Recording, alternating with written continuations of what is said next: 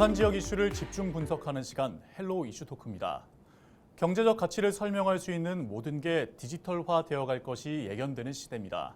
이에 부산시는 2021년부터 선제적으로 디지털 경제혁신실을 신설해 대응하고 있는데요. 운영 3년 차에 접어들면서 각 분야에 걸친 성과가 가시화되며 차세대 부산 경제의 컨트롤 타워 역할을 다지고 있습니다. 오늘 헬로 이슈 토크에서는 그간 부산시 디지털 경제혁신실의 여러 사업과 성과, 또 앞으로의 계획들을 들어보는 시간 갖도록 하겠습니다. 오늘 말씀에 신창호 부산시 디지털 경제혁신실장과 함께합니다. 실장님 안녕하세요. 예, 반갑습니다. 네, 민선 8기 부산시정 출범과 함께 이 디지털 경제혁신실이 신설이 됐습니다. 예. 시민분들께서는 다소 생소할 수가 있는데요. 예. 디지털 경제혁신실의 신설 배경과 역할 설명 부탁드립니다. 예, 현재 세계는 모든 것들 두 단어로 요약을 하면 디지털과 친환경 네. 이렇게 말씀드릴 수가 있고 이 4차 산업혁명에 수반되는 ICT나 빅데이터나 또는 인공지능 네. 같은 것들이 이제 지능화되고 또 정보화되면서 거기에 대한 모든 기술들이 디지털로 바뀌고 있는 그런 세상입니다. 네. 따라서 우리 시에서는 이러한 산업 구조를 디지털화시키는 그 컨트롤 타워로서 이 디지털 경제 혁신실을 만들고 이걸 총괄하게 하는 그런 조직을 만들었다고 볼 수가 있습니다. 네, 이 디지털 경제 또 디지털 예. 혁신이라고 하면 분야가 상당히 예, 광범위하게 그렇습니다. 느껴지는데요. 예. 그렇다면 부산시의 부서 간 칸막이를 해소하는 역할도 수행하고 있을까요? 예, 그렇습니다. 이제 지금 시민 여러분들이 사용하시는 기기부터 시작해서 네. 산업의 전 분야에서 디지털화가 진행은 되고 있습니다. 특히 부산시 같은 경우에는 주력 산업이 제조업이라든지 이런 분야인데 네. 이것을 디지털화시키고 또 새로운 신산업으로서 그렇게 인공지능이나 빅데이터 또는 양자 컴퓨터까지 새로운 신산업을 일으켜야 되는데 네. 이런 부분들은 모든 부분들이 융합화되고 또 진흥화되고 연결되는 시대가 있습니다. 그래서 네. 구성 칸막이가 있으면 굉장히 힘든 그런 구조로 되어 있기 때문에 저희들은 각 분야를 총괄하고 있는 우리 미래산업국이나 또는 대학과 협력을 담당하고 있는 정영산업국을 통합해서 저희 디지털 산하에 둠으로써 구성한 칸막이를 없애고 새로운 시대의 변화에 선제적으로 적응할 수 있는 그런 조직을 만들었다고 볼 수 있겠습니다. 네, 어떻게 보면 더 임무가 막중할 것 예. 같은데요. 지난 2년간은 체력을 다졌다고 하면 이제 예. 본격적으로 달려야 될 시기라고 생각이 됩니다. 예. 성과나 혹은 앞으로 성장이 유망한 그런 데이터들이 있을까요? 예, 저희들이 이제 2021년도에 디지털 경제 혁신실을 만드는데 네. 예를 들어서 영국의 지엔사라는 데서 세계 스마트 센터 지수라는 걸 발표를 합니다. 네. 얼마나 그 도시가 스마트화되었냐, 얼마나 디지털화되었냐를 평가하는 지수인데 네. 당시만 해도 저희들이 겨우 이제 들어올 수 있는 한 62위권에 아. 들어가 있었습니다면 네. 세계 최초로 어떻게 보면 매년 성장하는 네. 해서 지금은 19위까지 들어가 있는 그런 도시가 되었고 네. 이게 아시아에서는 홍콩, 싱가포르가 이어서 탑3에 들어가고 네. 국내에서는 1등을 한 그런 성적을 냈습니다. 그래서 아직까지 부족하지만 디지털 분야에 대해서는 굉장히 빠른 속도로 성장하고 있다 이렇게 보시면 되겠습니다. 네, 말씀을 들어보니까 정말 눈에 띄게 많은 성장을 이뤄낸 것 같습니다. 일단 주요 사업들 먼저 살펴보도록 예. 하겠습니다. 부산시에서 처음 개최되거나 실행된 이 컨퍼런스, 포럼, 예. 대회가 정말 많았죠. 예. 그 중에 하나가 인베스트 코리아 서밋인데요. 예, 부산 시민분들께 예. 다소 생소할 수가 있는데 예. 이번 부산 개최도 의미가 크다고요? 예, 그렇습니다. 이게 인베스터 코리아 서밋은 국가 행사입니다. 네.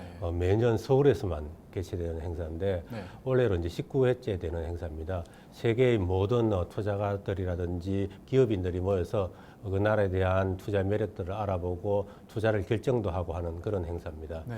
이번 같은 경우에는 이제 전국 최초로 부산에서 이 행사를 개최하게 되었고 네. 이 행사의 격도 상당히 많이 높아져 가지고 국무총리님도 오시고 각 부장관이라든지 또 외국 기업의 CEO들 네. 그리고 같은 유관기관들 투자가들 많은 분들이 모여서 부산에서 투자에 대한 논의를 하고 새로운 투자처에 대한 발굴도 하고 이런 행사를 가졌었습니다. 네. 그렇게 세계 경제인과 예. 기업인들이 주목하는 행사가 이번에 부산에서 열리게 된 배경이 무엇일까요? 특히 저희들 같은 경우에는 부산이 저평가된 우량주다 이런 걸 강조를 하면서 네. 부산에 대한 투자를 많이 유도를 했고 실질적으로 이번 행사를 통해 가서 하인즈나 르노 같은 큰 그룹들에서 거의 한 2,500억 달러 이상 되는 네. 2조 5천억 이상 되는 그런 투자를 결정하기도 하고 이런 행사를 가졌었습니다. 네, 그렇다면 이 부산의 투자 장점으로 구체적으로 어떤 게 강조가 됐을까요? 아무래도 부산은 지리적 이점으로 봤을 때 이 항구나 또는 공항이나 또는 물류나 이런 부분이 굉장히 발달한 도시고 또 인재가 굉장히 많이 양성되고 공급될 수 있는 그런 도시입니다. 네. 그러다가 지속적으로 인프라가 깔려지고 있고 특히 이제 대학들하고의 협력도 잘 되고 있어서 새로운 신산업을 일으키기는 굉장히 좋은 기회를 가지고 있는 도시고 특히 저희들이 엑스포라든지 또는 가덕도 신공항 이런 것들이 많이 개항이 된다면 네. 아마 이런 투자의 매력도는 아마 급격하게 상승될 거라 보고 신산업을 새로 여기에 이 투자를 하고 시작하기에는 아마 최적의 장소가 아닌가 그렇게 생각이 됩니다. 네, 그렇다면 이 전체적으로 현장의 네. 분위기는 어땠는지 또 예. 앞서 말씀은 해주셨지만 예. 더 주목할 만한 성과는 무엇이 있었는지 말씀해 주시겠습니까? 예, 한 1,000여 명 이상 되는 이제 외국 투자가들이 와서 부산에 왔는데 대부분 처음에 오신 분들이 많았었습니다. 네. 그러다 보니까 부산이 이런 도시가 있었구나에 대한 그런 감탄을 많이 하신 것 같고 네. 특히 부산이 가지고 있는 여러 가지 장점들을 봤을 때 투자의 매력도가 아마 굉장히 크다 이렇게 느끼신 것 같았습니다. 네. 그래서 앞으로도 이 행사뿐만 아니라 다른 여러 가지 행사를 통해서 지금 저희들이 원래 목표로 한 게 기업 유치가 4조 원이었는데 네. 이미 4조 원을 달성을 했습니다. 그래서 기존의 옛날에 비하면 거의 뭐 16배, 20배 이상 되는 투자 달성도가 있기 때문에 늦기 전에 빨리 투자하라고 저희들이 많이 매력을 어필한 그런 행사였었습니다. 네, 이번에 투자 성적이 굉장히 좋았다고 알고 예. 있습니다. 예. 구체적인 규모가 얼마나 됐습니까? 예, 저희들 이제 그때 투자 신고를 했는데 네. 르노하고 하인즈라는 회사에서 투자를 했었습니다. 르노 같은 경우에는 현재는 내연기관차를 이제 생산을 하고 있는데 앞으로는 네. 전기차를 생산하게 될 겁니다. 그래서 전기차에 대한 라인업을 까는 그런 생산 구조로서 이 투자를 결정하게 되었고 네. 하인즈 같은 경우에는 새로운 양자 컴퓨터에 대해서 네. 투자를 하게 될 겁니다. 이 센텀에다 양자 컴퓨터 컴플렉스를 만들고 새로운 IBM의 양자 컴퓨터를 도입을 해서 여기에서 새로운 컴퓨터의 이 기술을 도입을 하고 그걸 통해서 이 기업들을 지원을 하고 기업들이 이제 그 기술을 통해서 자기 창업을 하는 그런 구조를 가져가는 그런 투자가 되겠습니다. 양자 컴퓨터가 구체적으로 어떤 건지 설명해 주실 수 있을까요? 예, 양자 컴퓨터는 우리 양자 역학에 나오는 양자의 기본 원리를 통해서 네. 이 컴퓨팅을 하는 그런 기술입니다. 기존에 있는 디지털 컴퓨터 같은 경우에는 이진법에 따라서 1과 0의 숫자의 조합을 통해서 순차적으로 이제 네. 컴퓨팅을 한다면 양자 컴퓨터 같은 경우에는 한꺼번에 수만 가지의 그 해법을 동시에 추구할 수 있는 그러다 보니까 예를 들어서 슈퍼컴퓨터가 거의 한 2년 만에 풀 수 있는 그런 난제를 네. 거의 한 15분 내에 뭐 풀기도 하는 그 정도의 위력을 가진 컴퓨터라고 볼 수가 있습니다. 네, 이렇게 말씀을 들어보니까 굉장히 뭔가 미래 공상과학도 생각이 나고 예. 정말 많이 발전했다라는 느낌을 예. 받습니다. 네, 이번 인베스트 코리아 서밋으로 이 부산 경제와 산업에 미칠 영향도 또 기대가 되는데요. 예. 또 하나 기대할 만한 내용이 있었죠. 예. 네, 이번 부산시정의 그린 스마트 도시와도 결을 같이 하는 그린 데이터 센터 조성 소식이 있었죠. 예. 먼저 그린 데이터 센터란 게 무엇입니까? 예, 먼저 데이터 센터가 뭔지를 조금 말씀드리면, 네. 현재 세계가 이제 AI라든지 빅데이터, 클라우드, 그리고 사물 인터넷, 모든 분야에 이제 디지털화가 진행되다 보니까 데이터가 굉장히 중요하게 되고 네. 굉장히 폭증을 하게 됩니다.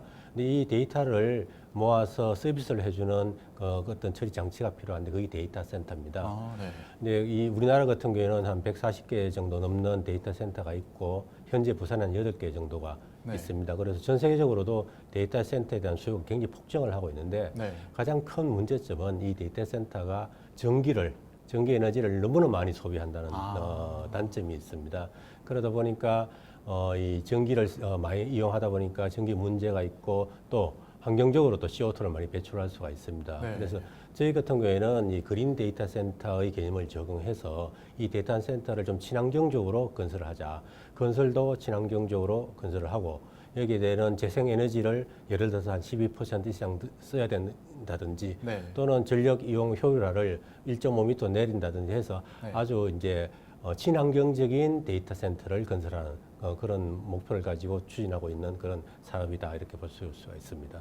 그렇다면 이 그린 데이터 센터 예. 부산 어디에 이렇게 생기게 될까요? 예, 저희들은 지금 우리 사하 쪽, 강서 쪽에 강서구에 에코델타 시티가 있습니다. 네. 한 330만 평 정도 되는 도시를 건설하는 사업인데 네. 그 안에 있는 산업지구에다가 이 그린 데이터 센터를 만들고 있습니다. 왜냐하면 이 지역이 정주 환경뿐만 아니라 상업 옆에 있는 강서의 산업지구의 중심부에 있기 때문에 네. 여기에 대한 데이터를 공급할 수 있는 굉장히 중요한 위치에 있습니다. 그리고 저희들이 거기다 스마트 시티도 또 건설하고 있기 때문에 여기에다가 그린 데이터 센터를 만들고 있는 상황입니다. 네, 이 그린 데이터 센터에 최근 입주 모집이 마감된 걸로 예. 이야기를 들었습니다. 그 결과는 어떤지 그리고 앞으로 결과 발표나 그 이후의 진행 상황은 어떻게 되는지 말씀해 주시겠습니까? 저희들이 오래전부터 이제 이 그린 데이터 센터를 준비를 해왔고 네, 올해 7월부터 공모를 해서 현재는 5개 컨소시엄에서 네. 사업에 참여를 하고 있습니다. 네, 보통 한 개 컨소시엄당 한 6개에서 7개 회사가 붙어 있으니까 네. 한 40개 정도 되는 넘는 회사들이 여기에 참여를 하고 있고 지금 현재는 선정은 됐고 네. 용지 매매 계약이라든지 세부적인 협상을 하고 있는 중입니다. 그래서 연말까지는 이제 완공을 하고 네. 완료를 하고 내년부터는 본격적으로 이제 사업을 착수하고자 노력을 하고 있습니다. 네, 이 신규 입주를 기대하시는 분들이 참 많으실 텐데 네. 심사의 기준은 어떻게 되는지 말씀해 주시겠습니까? 예, 기본적으로는 이제 그린 데이터 센터니까 기존 네. 데이터 센터보다는 얼마나 친환경이고 에너지 효율하냐 이런 걸 봤고요. 두 번째는 네. 단순히 데이터 센터가 아니라 이 데이터 센터를 통해서 지역의 경제에 얼마나 기여를 할 것인지, 지역의 인재를 얼마나 고용을 하고 그리고 지역과 이게 기술이라든지 이런 교류를 통해서 이 지역을 그린 데이터 센터로서 활성화시키는 데 얼마나 기여를 할 것인지 이런 부분들에 대해서도 많이 평가 요소로 이렇게 봤다고 말씀드리겠습니다. 결국에는 기업만 성장하는 게 아니라 부산시가 같이 성장할 수 있는 그런 기업들을 예. 대상으로 심사를 했다. 예. 이렇게 말씀해 주신 건가요? 예, 그렇습니다. 네. 그렇다면 향후 이 그린 스마트 센터의 궁극적인 목표 그리고 청사진을 제시한다면요. 예, 현재 저희들은 8개의 데이터 센터가 있고 지금 이제 5개 센터에 대한 부분들을 추진을 하고 있습니다. 그래서 네. 앞으로의 미래 세대는 이 디지털 전환 시대에 있어서 데이터는 기본입니다. 그래서 네. 이 데이터에 대한 처리가 얼마나 잘 되느냐에 따라서 미래 산업에 대한 성장 속도가 빨라진다고 보고 네. 앞으로도 저희들은 데이터 센터에 대한 부분들을 추진을 제일 잘 해나갈 겁니다. 다만 아까 말씀드렸듯이 에너지 효율화라든지 친환경 부분을 굉장히 감안을 해야 되기 때문에 네. 그런 쪽을 좀 집중적으로 감안을 해서 이 데이터 산업을 좀 육성시켜 나가고자 하고 있습니다. 어떻게 보면 우리 세대뿐만 아니라 이 후세대에도 물려줄 그런 부산을 만드는 예. 계획에 또 예. 동참하신 것 같습니다. 예, 예. 또 스마트하게 이 디지털로의 혁신으로 잘 갖춰진 산업 생태계가 있다면 예, 여기에 일을 할 사람과 기업이 필요하겠죠. 예, 그렇습니다. 디지털 경제 혁신실의 전략이나 계획 현재 진행되고 있는 내용이 있습니까? 예, 디지털 시대에서 가장 중요한 것은 인력입니다. 인재 양성입니다. 그래서 지금 디지털 전환 시대에서 필요한 인재를 공급하기 위해서 저희 시는 5개년간 한 10,000명 정도의 ICT 인력을 양성해서 공급을 하겠다는 그런 계획을 가지고 매년 2,000명 정도 네. 교육을 시키고 취업을 시키는 그런 프로젝트를 진행을 하고 있습니다. 네. 이 계획에는 저희 시 자체로서의 계획도 있지만 네. 이제 그 다른 공공기관과 그리고 학교와의 협업도 있고 특히 민간 기업과의 협업을 통해서 인재를 양성시키고 취업을 연계시키는 그런 사업들을 많이 진행을 하고 있습니다. 이 플라이 아시아라는 행사는 어떤 행사인가요? 예, 플라이 아시아는 아시아에 있는 이제 혁신적인 창업 도시들 간에 서로 공동 협력을 통해서 네. 창업에 대한 그런 기회를 제공하고 네. 또 서로 교류를 통해서 서로 동반 성장하는 것을 도모하는 그런 행사입니다. 네. 그래서 보통 저희들이 아시아에 있는 창업국가 한 9개 정도 하고 공동으로 이 사업을 하고 있고 네. 올해로 두 번째 맞이하는 행사가 되겠습니다. 그렇다면 이 플라이 아시아에서 부산이 갖는 차별점이 있을까요?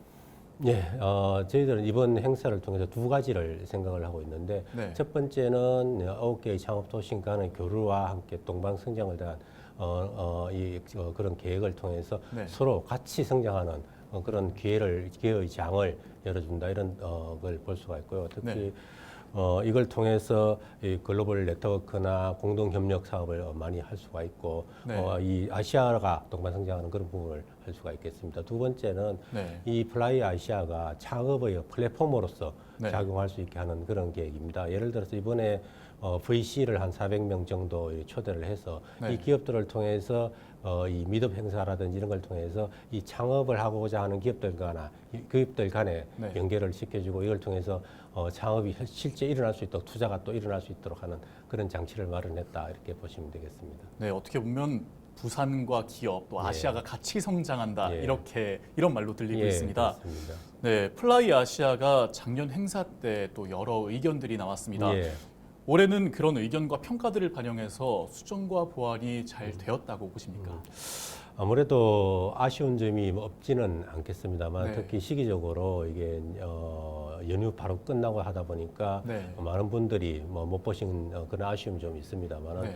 이번 기회를 통해서 이 공동 협력이라든지 네트워크에 대한 활성화는 더욱더 많이 이루어졌고 네. 특히 이번에는 이제 투자에 대한 논의가 많이 이루어져서 한 2천억 이상의 투자 상담도 일어나고 해서 네. 이 창업을 하고자 하는 분들한테는 굉장히 많은 기회의 장을 제공을 했고 특히 또 투자가들에게는 자기 투자할 수 있는 그런 많은 기업들을 발굴할 수 있는 기회가 되지 않았나 보고 아마 이번 기회를 통해서 내년에는 더욱더 성장할 수 있는 그런 이 행사가 되지 않았나 그렇게 보고 있습니다. 네.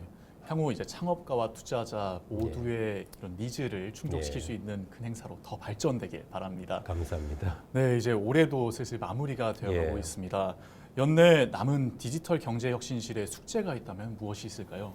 예, 사실 올해 초에는 코로나 팬데믹이 끝나면서 경제 네. 회복에 대한 기대감이 굉장히 컸었습니다. 네. 그럼에도 불구하고 실질적으로는 전쟁과 같은 대내외적인 여러 가지 외부 환경 문제로 인해 가지고 네.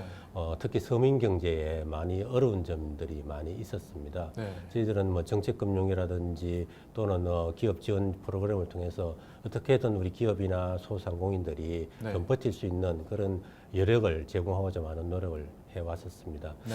아마 내년 같은 경우에는 올해보다는 좀 낫지 않겠냐, 경기가 좀 호전되지 않겠느냐는 기대감을 가지고 있습니다. 그래서 그때까지 중소기업들이나 또는 소상공인들이 잘 버틸 수 있도록 저희들이 적극적으로 지원하고자 그렇게 계획을 하고 있습니다. 네, 그렇다면 우리 부산 시민분들께 또 미리 내년 계획이나 각오 한 말씀 부탁드립니다. 예, 우리 디지털 경제혁신실은 우리 시민 생활뿐만 아니라 우리 산업 구조가 첨단화되고 또 디지털화되고 미래 신산업으로 미래 먹거리를 창출할 수 있는 그런 노력을 하고 있습니다. 시민 네. 여러분들께서 힘드시겠지만 조금만 더 참고 노력해 주시면 저희들 적극적으로 최선을 다해서 우리 경제가 이 어려운 시기에서도 극복을 할 수 있고 좀 더 발전할 수 있도록 노력을 하겠습니다. 네.